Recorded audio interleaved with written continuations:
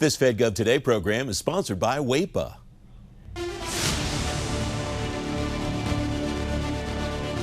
On this edition of FedGov Today with Francis Rose, the edge computing transformation at USDA. Decision season comes before open season this year, and teeing up tech goals for 2025 in the Office of the Secretary of Defense. Welcome to FedGov Today with Francis Rose. The Department of Agriculture is moving into year 3 of its current IT strategic plan. Digital transformation, cloud, and zero trust are 3 major pillars of the plan. Gary Washington is the Chief Information Officer at USDA. Gary, welcome. It's great to see you again. You and I have talked about your digital transformation journey before. Where are you on that as you move into year 3 of your plan? Well, for instance, right now, we set up a USDA Digital Services Office. It is headed up by Ariane Gallagher. She's the Executive Director. And we've started several tracks. One is addressing our workforce challenges. We're trying to bring in a digital-ready workforce and assist our mission areas with their journey. And we've set up programs to bring in interns and create fellowships and to provide our mission areas with the resources, with the workforce resources, I would say, to help them on their digital transformation journey. Because as you know, we have 5 high-impact service providers, and we're trying to provide services to the American public in a more modern way. So that's our effort from the workforce standpoint to do that. She's also partnering with the Office of Customer Experience and Office of Communications on our continual implementation and maturation of the 21st Century IDEA Act, trying to improve our web presence to all of our customers as well, and actually help us with our end-to-end digital transformation. And finally, in response to the Customer Experience Executive Order, we are literally trying to digitize our high-impact service providers, one being recreation.gov, another being farm loans, and how we're providing benefits in our mission area for food nutrition service, our benefits from them. You mentioned some of the citizen-facing interfaces that you have on the web, but you also deal with people in person all over the country all the time. You and I have talked before about some of your visits to basically what are edge computing sites, I guess, from your perspective. What does that look like, and how does that inform the way that you're taking on this digitization journey when you have people in so many different locations all around the country and all around the world too? Well, we start with our customers first, and our customers not just being internal but external, because in order for us to be successful and to truly digitize and truly provide value, we have to get our customers' input. So we have traveled to and visited farmers, we visit scientists, we visit foresters, and we get their input in terms of what they would like their services to look like and what they expect from us. Because at the end of the day, on a day-to-day basis, they do most things online. You know, when they get money out, when they receive money out of the bank, it's an online transaction. When they apply for a loan, buy a car, what have you. So that's the same experience they expect from the USDA, and that's what we're trying to provide them. But it has to be end-to-end digitization and try to transition away from manual processes where we use a lot of paper. What kind of opportunity have you had to rethink the business processes that underpin those transactions that people do with you in the process of digitizing them, Gary? Oh, we've had a lot of successes and opportunities. You know, I mentioned farm loans. We're working very closely with the Farm Service Agency right now, and they've been on this tremendous journey to modernize how farmers apply for loans, do transactions online. They've set up little kiosks, and we've been partners with them on that journey. We've partnered with the Forest Service on them digitizing how they provide permits to people who want to visit to forests and do recreational activities and those kinds of things.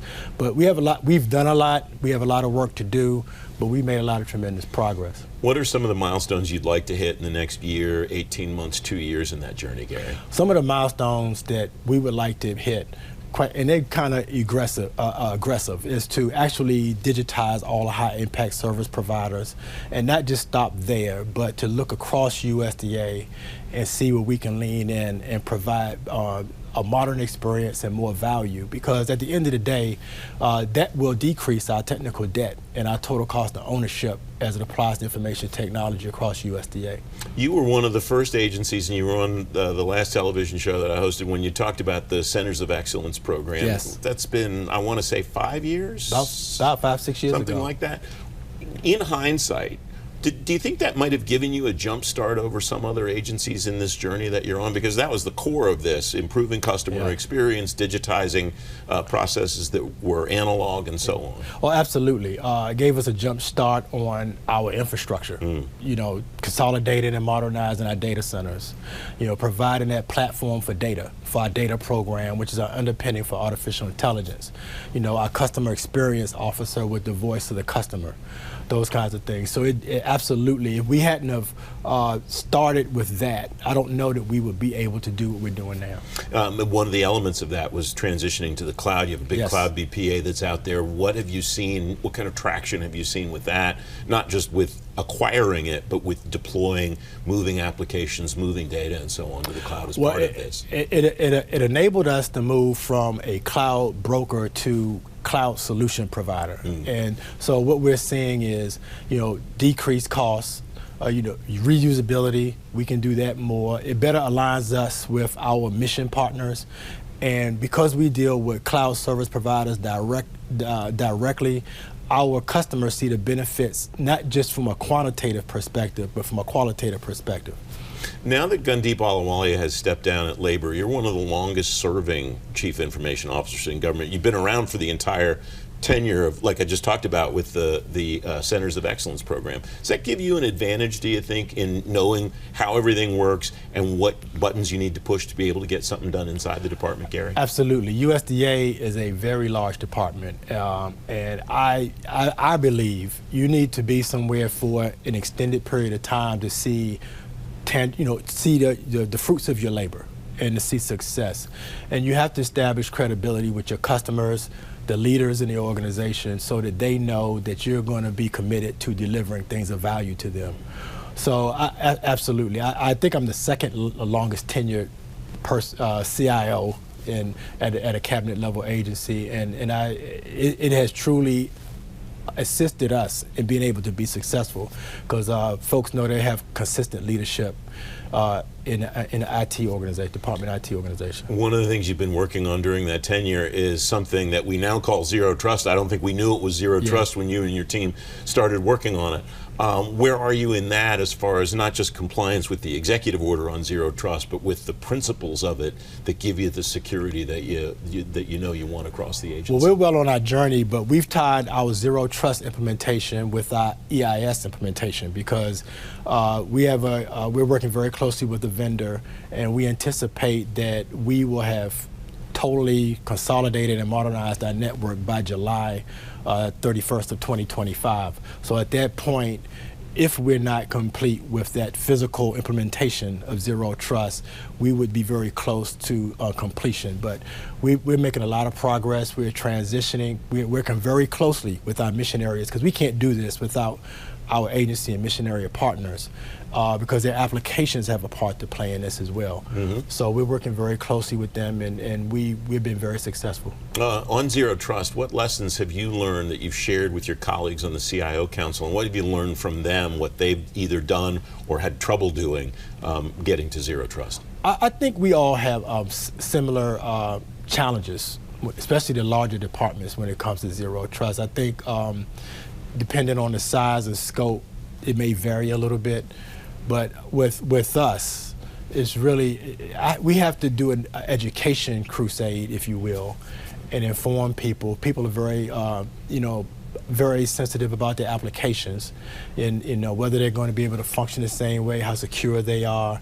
So we have to make sure that not only that we inform people, but we're very inclusive in terms of the implementation, and let them see real time what this is going to do for them, and how it's going to provide value, and have that trust and credibility that this is going to work and it's going to actually do the things that it's designed to do, which is not trust anybody that tries to come into your environment.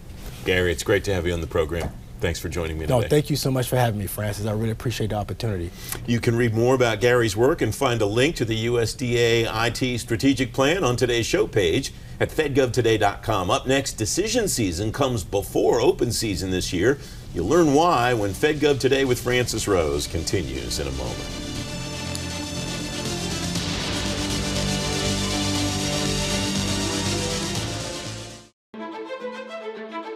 Civilian federal service follows countless paths, each road unique, each journey distinct.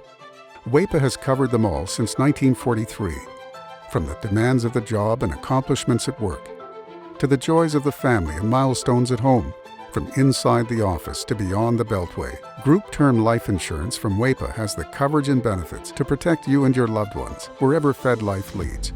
WAEPA, for Feds, by Feds. Welcome back. November 11th is opening day for open season for federal employees this year, but decision season starts right away for some federal employees. Shane Canfield is Chief Executive Officer at WAEPA. Shane, it's great to see you again. Thanks for coming on the program. What do people, as they start to think about open season and the decisions that they're going to make, what do they leave out or what do they miss, do you think? Great to see you, Francis. November and December every year is our busiest season. It's not because there's an open season on the federal life program, although about every decade they have one. But during health season, people have opened their budgets, they've opened their checkbooks, and they're looking at where the money's going. Life insurance costs a lot less than health insurance, of course, but while you're doing the planning, life insurance is a big part of that. What should people think about as they're thinking about what their decisions are, what their options are for life insurance in conjunction with what they're doing for open season? Yeah, I would say the personal financial planning, make sure you look at your needs for life insurance, and that would include current debt. That's the one everybody thinks about, your mortgage. But the other piece that people often miss is the lifetime earnings, because if you're 50 years old and you're going to be working for another 15, 20 years, you have to multiply that out as well. So those are the two big ones. There's an option that employees have. FEGLI is one. Yours is another. What are the pros and cons of some of the different options that are out there, Shane? We were created in 1943. We predate the federal benefits offering. That was done in the 1950s. And we have 50,000 people on the plan. It's very strong. It's a group plan, which means we're all pooled together. The principal differences are we cost less, that's one, and always have. We offer up to $1.5 million worth of coverage, which is far more than the FEGLI program. We have a couple of riders which are unique. We have a long-term care rider which looks a little like long-term care. It's not precisely that product, but that's a tremendous value. Over half of the people that buy life insurance from us now add that. So we have some differences. The biggest one is that if you leave federal service, you can take our plan with you. No employer, that's not a knock on FEGLI, no employer plan offers that. But in our case, no matter what you do, whether it be retirement, moving on to some other career, you can take it with you. Why is life insurance broadly something that the average federal employee needs to think about, Shane? Generally, people don't have enough. And this is borne out with study after study, and that includes the federal population. The other thing that scares people a little bit is it's a perception that's incorrect that it costs a lot more than it does. It really is not expensive, especially with health insurance. Health insurance, 10 to 15 grand per individual. Life insurance, our average premium is about $800 a year. Mm-hmm. What is enough? How do I know that I do have enough, and how do you advise people to make that decision when they're thinking about this? I would go back to covering current debt, mortgage, college for your kids, the immediate debt, and then use the framework of how many more years do I expect to be living, and if I'm not here, then my loved one has to cover that amount. I lean towards that, Francis, rather than you do hear 5 times income, 10 times income. I think those are a little too vague. I would say go to our website. Even FEGLI has a calculator. They're everywhere. Or you can call us and talk about it. But I would say those two big buckets, if you cover those, you're good. We have about a minute left. Shane, what do you advise folks that feel a little squeezed, that are going, well, I'm not sure how I'm going to wedge this into my budget with everything else that's going on? That's a struggle. I would say plan with your budget to be able to get life insurance. If you want to save some money, it's self-serving, but we do cost less than FEGLI. And FEGLI or us, we all cost less than individual private plans. We're a group, we're all pooled together, we're a single risk pool, just like FEGLI, the employer plan, and this really does save costs. Shane, it's great to have you on the show. Great to see you again. Thanks for your time today. Thank you, Francis. You can read more about open season on today's show page at fedgovtoday.com. Up next, teeing up tech goals for 2025 in the Office of the Secretary of Defense. FedGov Today with Francis Rose. We'll be back in a moment.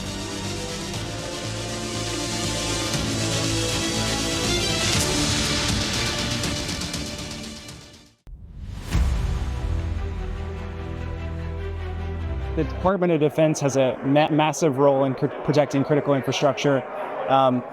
And a few things that DoD is doing and should be doing focused on critical infrastructure protection. One, there is a wealth of available technologies that are emerging into the market that have the capabilities, diverse capabilities for protecting critical infrastructure systems. So investing in those and finding the right mix of technology solutions to solve those problems, right? The vulnerabilities in industrial control systems and SCADA systems is one area. Another area that we see a lot of focus across the Department of Defense is in supply chain, right? So shoring up the security of the supply chain, CMMC is a major effort of the DoD. That's going to go a long way to raising the cyber protections within the defense industrial base as a whole, which will be, a major feature of that critical infrastructure focus.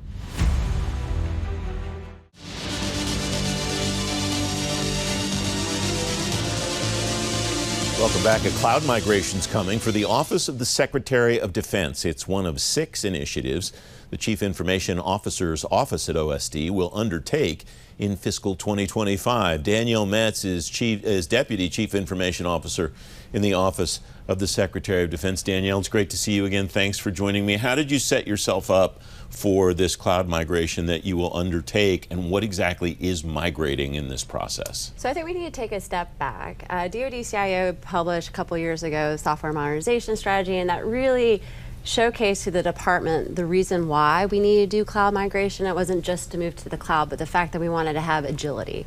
As it relates to OSD proper, since we didn't have a CIO, nothing was getting done. There was no strategic vision. There was no way to take the guidance from DoD CIO and translate it into the business systems and the missions that the OSD organizations had. And so what we did as an office is we filled the gap, and we created a cloud vision document, 3 pages, really simply saying the importance of why we need to do cloud migration. And then forthcoming from that, we will have playbooks, both from a business processes and technical processes, lessons learned, because we have military departments, we have defense agencies, field activities that have already been on this journey. So we're not starting from scratch. So we don't have to repeat the same failures. Let's kind of make our own new failures, but let's just move forward with what has been taught and then build accordingly. And so we're really trying to continue to create that community of best practices. So not each individual principal, staff, assistant office feels that they need to figure this out for themselves. A cynic might say the Defense Department, especially regarding back office functions, is good at creating strategies and not as good at translating them into activity. How have you tried to get around that or break through that? So I think the first step is that you need to have a true vision, something simple, and North Star is going to guide you. Then you need to be able to create your community of interest, really talk to your workforce, to your customer base, and we've done that through our governance structure, ensuring that we have constant constant user feedback. We do that through our user surveys. We do that with our listening sessions. We do that through our formal governance structure. That also allows us to have accountability and transparency. We also want our customers to have ownership into the implementation plan. So translating the strategy to tangible actions and communicating them in a manner that makes sense to them, that it fits their own specific functionality that they are doing on behalf of the Secretary and the Deputy Secretary. And it is truly a team sport. So in order to make strategy come to life, you need to make sure you have the right partners, you have your coalition, and we're working together to achieve that vision. Regarding those listening sessions, you write in the new update for fiscal year 24, we listened to our customers in more than 220 one-on-one sessions. What did you hear in those sessions, and how does that translate into what you just described? What did people tell you didn't work, or didn't work as well as it could, or was working really well and you should do more of it? Yeah, so we definitely get compliments, which is always nice to receive. But there's definitely common themes in terms of, we're not getting the right communications from the service provider. We really don't understand what the next steps are. And we were able to synthesize that, and that helps us create many strategies and implementations, partner with the service provider. An example, there was a lot of confusion in terms of we were doing service provider was doing migrations for our personal drive, physical servers, to Microsoft's, our DoD 365 OneDrive. And so we took ownership of that, took a step back, helped with the communication plan, came up with a schedule of how we're going to do this, and did those customer engagements, white glove treatment from each and every echelon. And we were successful in making that happen in 3 months. And because the customers are able to see that these listenings, we're actively listening, they feel compelled to be a part of this, to tell us more, to be able to show us what's wrong, what's working, what's not, and they see themselves in the process to create solutions. That credibility is the factor there more than the IT execution, it sounds like. Oh, absolutely, and I think that's what the CIO shop does. We are a value proposition, so it's less about the technology, it's more in the engagement with your customer base to understand what their needs are to be able to execute their mission. And how you go about understanding that, having relatable implementation plans, right resources, and seeing it through. Another quote from your annual update, we also developed a forward-looking digital roadmap to guide our work through fiscal 2030. How do you develop that kind of a roadmap when some of the technologies that people will be using toward the end of that might not even exist today, or might certainly not be prominent today, the way that something written 4 years ago probably didn't include artificial intelligence at all? Well, absolutely. So I think in order to us to maximize cutting edge technology, we need to make sure we have the basics done correctly. And so that's really focusing on the network simplification, ensuring we have responsive help desk, protecting our data from a cybersecurity perspective, and the cloud migrations. And ensuring that we have a consistent and standard experience, regardless if you're physically in the office, whether that is in the Pentagon or the Mark Center, or if you're working remote. All these things are tailored to a customer experience. And that's really what we were trying to achieve. And the way that we wrote that document was, again, less on the technology, but on the business outcomes and how that technology is going to achieve those business outcomes. You mentioned earlier in this conversation, Danielle, that when you took this role, it hadn't existed for a number of years, and attention had not been paid for a number of years to these tasks. I'm reading between the lines, but my sense is that you've worked to elevate this job to be a peer of the service CIOs. Is that a fair read on my part? Oh, absolutely. And what's your sense of how that has turned out? I think it's gone really well, and simply because I came from the DoD CIO, so I was a Deputy CIO for Information Enterprise. I was able to leverage that wide network, my partnerships with the MilDep CIOs and the DAFA CIOs, and be able to internalize that for the Secretary and the Deputy Secretary and their principal staff assistants. And so really all the work that we did, all of our successes and our failures, were able to translate and to build the strategies, the implementation plans, the community that we have for OSD IT Enterprise, and really elevate the conversation and the importance of a CIO, that I'm not your help desk, but I will listen to what you need and ensure that you have it to execute whatever your mission is. Using technology. You don't need to understand the piece of the technology, but I want to make sure you understand what is at your fingertips to execute the mission that you need to execute. We have about 30 seconds left. How do you gauge that? How do you know that that's what you want to accomplish, but you're on track with helping people understand that. It's the constant user feedback loop. So it's through those user surveys, it's through those listening sessions, it's through the governance structure, it's constant communication, and then you're able to adjust accordingly based on that and all the other data points that you have to ensure you have the right levers being pulled and pushed to execute that vision that you stated up front. All right, quick final thought. You told me a little secret before we went on the air. Do you want to share that with the audience, or do you want to keep that to yourself? Well, the build up like that, yeah. So after almost 17 years of federal service, my last day is going to be October 30th. It was a big decision, but it's the right one for my family and me, and really looking forward to the next change and making a big impact for the Department of Defense and national security writ large. Congratulations on your career. Thanks for joining me. I appreciate Thank your time you. today, Danielle. You can read more about the OSD CIO office on today's show page at fedgovtoday.com. FedGov Today continues in just a moment.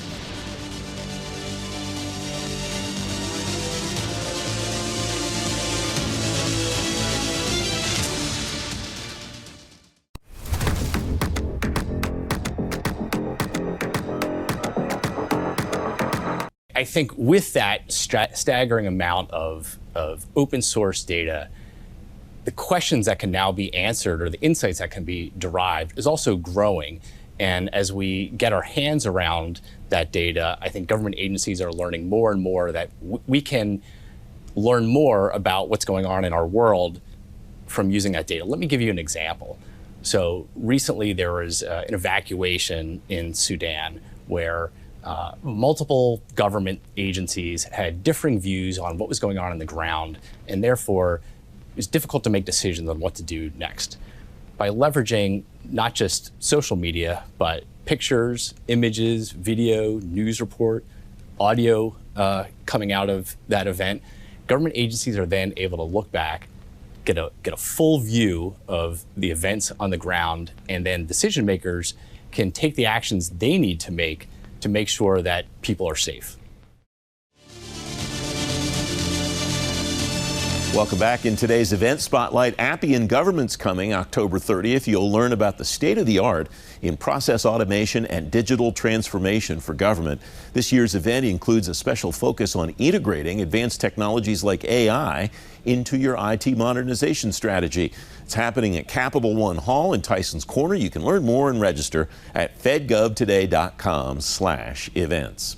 FedGov Today TV returns next Sunday morning at 10:30. The CISO at DHS, Hemant Vedwan, is here, and the Social Security Administration Deputy CISO, Tim Amerson, tells you how Social Security is managing cyber risk. I'm Francis Rose. I'll see you then. Thanks for watching, and have a great week.